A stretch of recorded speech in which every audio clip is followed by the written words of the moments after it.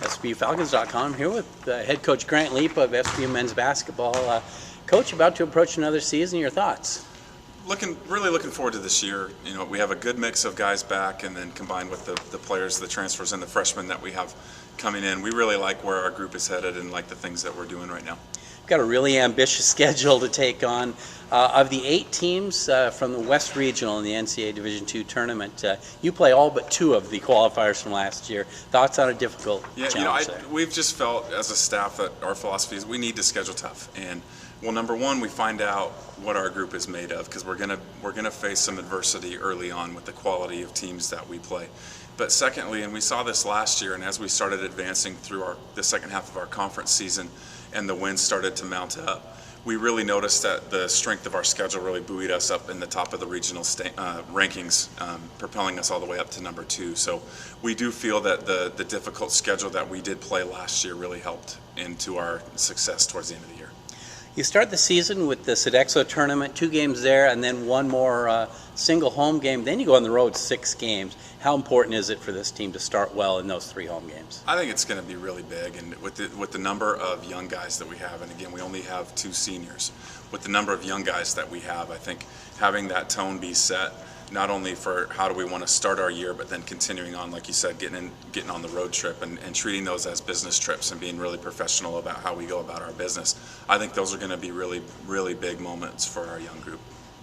You mentioned very good year last year. You ended up winning the GNAC tournament. How do you think the Falcons will you be a player in this year's?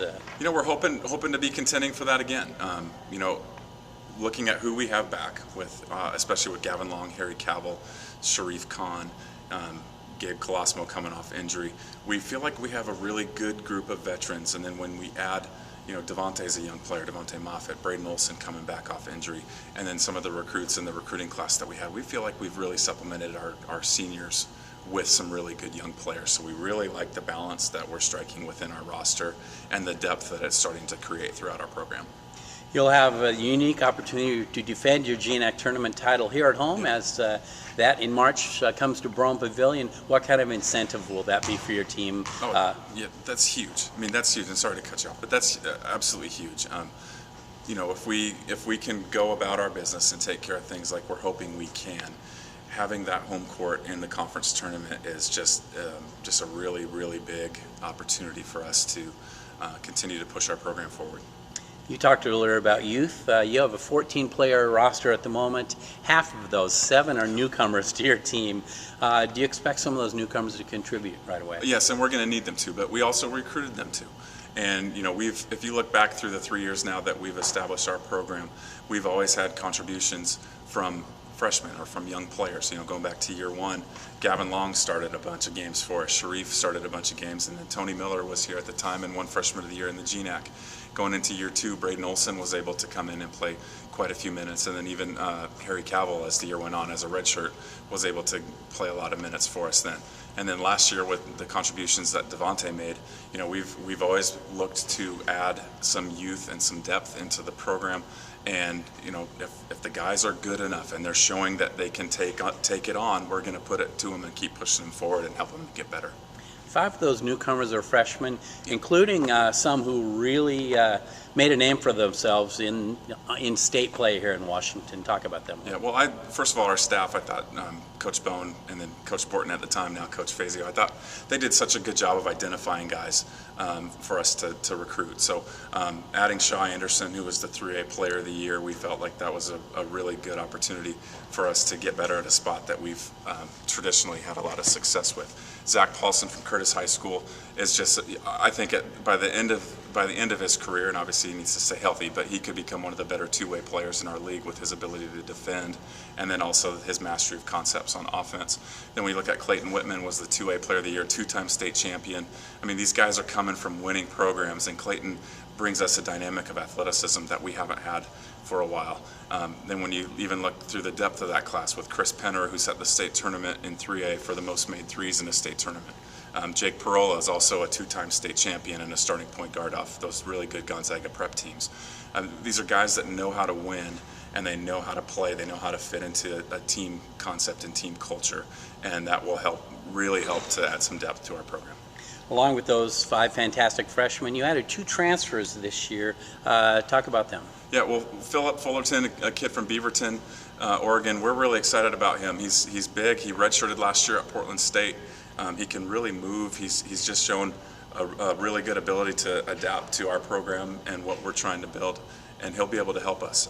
Mehdi El-Mardi is it's a great story how he ended up with us, but a kid originally from Morocco that was at a D2 in Nashville, Tennessee, and when we saw that he was transferring and we did our research, we saw that there's a potential fit here, and we absolutely loved the addition of Mehdi because of his age, because of his experience. When that adds to the rest of the youth that we have in the program, it really helped to round out the rest of our big men group especially. Yeah.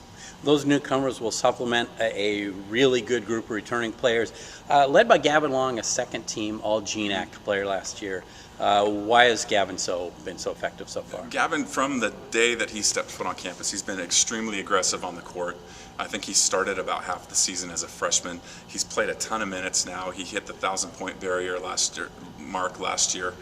Towards the end of our season, he's just got some great experience. He's kind of we've liked to talk that we've gotten better together with our staff, and then also with Gavin. You know, as the years have gone on, and his ability to just become so efficient as a scorer, but then also how the improvements that he's made defensively has just coincided with the rest of our program coming up, and obviously culminating last year with the West Region berth and the GNAC championship.